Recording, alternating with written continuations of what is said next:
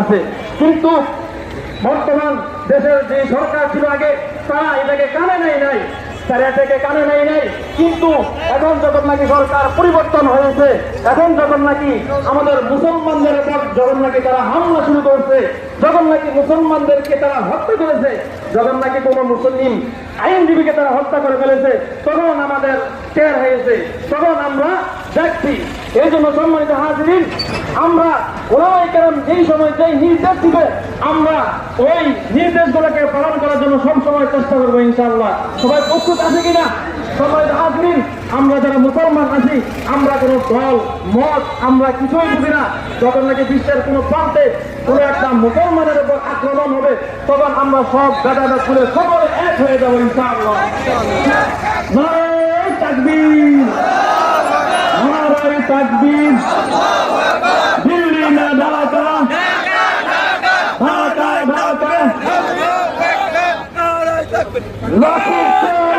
যুবকের পক্ষ থেকে মিছিলকে জানাই আমরা আন্তরিক ধন্যবাদ এবং শুভেচ্ছা।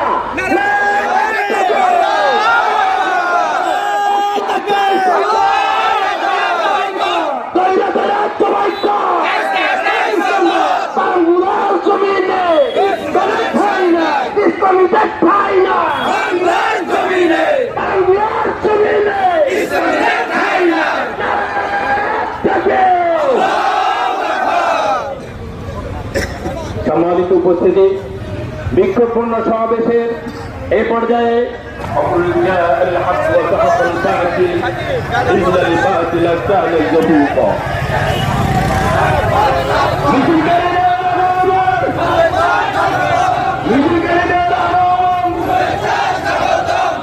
পরিষদের পক্ষ থেকে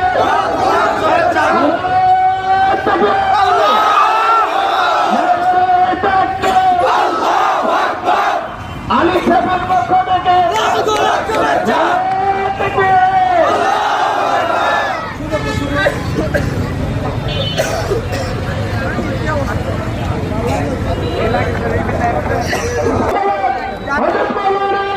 মুফতি আলী হোসেন সাহেব, মুফতি আলী হোসেন সাহেব। السلام عليكم ورحمة الله وبركاته. أعوذ بالله من الشيطان الرجيم. بسم الله الرحمن الرحيم.